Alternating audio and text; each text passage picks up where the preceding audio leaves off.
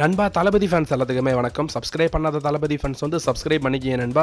தளபதி fans கிட்ட மட்டும் வச்சுக்காதீங்க அப்படின்ட்டு வந்து நான் நிறைய டைம் வந்து சொல்லியிருக்கேன் நம்ம வீடியோலே. அது மட்டும் கிடையாது, தளபதி ரசிகர்கள் கூட வச்சுக்கிங்க. ஆனால் தாவேகா தொண்டர்கள்ட்டையும் டிவிகே விர்ச்சுவல் வாரியர்ஸ்ட்டை வச்சுக்காதீங்க. வேற மாதிரி வச்சு செஞ்சுடுவாங்க.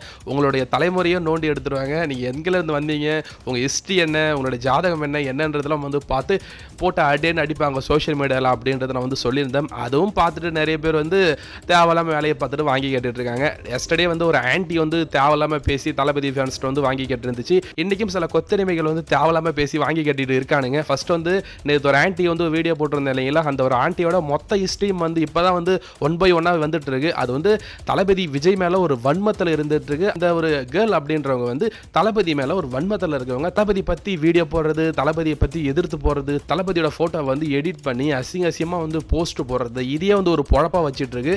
இந்த ஒரு ஆன்டிக்கு வந்து மக்கள் மேலே வந்து நல்ல எண்ணம்லாம் கிடையாது, தளபதி மேலே ஒரு வன்மம். அது மட்டும் கிடையாது, திமுக சப்போர்ட்டரு இந்த பொண்ணோட புருஷன் இருக்கான் இல்லைங்களா, சேக்குவேரா, அவனுக்கும் அதே ஒரு பொழப்பு தான். அவன் வந்து அபியூஸ் பண்ணுறது, அடுத்தவங்களை வந்து தளபதி ஃபேன்ஸ் வந்து அபியூஸ் பண்ணுறது, தளபதி சப்போர்ட் பண்ணுறவங்களை அபியூஸ் பண்ணுறது, தளபதியவே அபியூஸ் பண்ணுறதே வந்து ஒரு பொழப்பாக வச்சுட்டு இருக்கான். ஸோ அவனாக இருக்கட்டும், அவனுடைய ஒய்ஃபாக இருக்கட்டும், 2 பேருக்கும் வந்து தளபதி அபியூஸ் பண்ணுறது தான் வேலை. ஸோ மங்காத்தா படம் அப்படின்றது வந்து ரிலீஸ் ஆயிருக்கு இல்லைங்களா, தளபதி ஃபேன்ஸ் வந்து என்னைக்குமே வந்து தல அஜித்க்கு வந்து ஒரு நண்பராக இருந்துட்டு இருக்காங்க. தல அஜித் வந்து நம்ம விஜய் வந்து நண்பராக பார்த்துட்டு இருக்காரு, நம்ம தளபதி வந்து அஜித் குமார் வந்து நண்பராக பார்த்துட்டு இருக்காரு.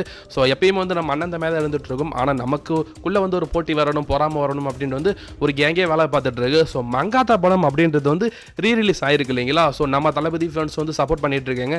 தளபதி ஃபேன்ஸ் வந்து தாவேகா கொடியை வந்து அங்கே காமிச்சு வந்து தளபதிக்கு வந்து சப்போர்ட் வந்து பண்ணிட்டு இருக்காங்க. ஸோ தலைக்குமே வந்து சப்போர்ட் பண்ணிட்டு இருக்காங்க. அஜித் ரசிகர்கள் அப்படின்ற பேர்ல வந்து சில திமுக சொம்பு இருக்கு இல்லைங்களா, அந்த திமுக சொம்பு அஜித் ரசிகர்களா தன்னை காமிச்சிட்டு வந்து விஜய் வந்து தரைக்குறவா பேசிட்டு விஜய்க்கு வந்து ஓட்டு போடுற ஓட்டுலாம் போடாதீங்க, நீங்க வந்து மற்ற கட்சிக்கு ஓட்டு போடுங்க அப்படின்ற மாதிரி வந்து கேவலமா வந்து முட்டு கொடுத்த உடனே இவனுங்க இப்படி பேசணும்னு நம்ம விர்ச்சுவல் வாரியர் சும்மா விடுவாங்களா?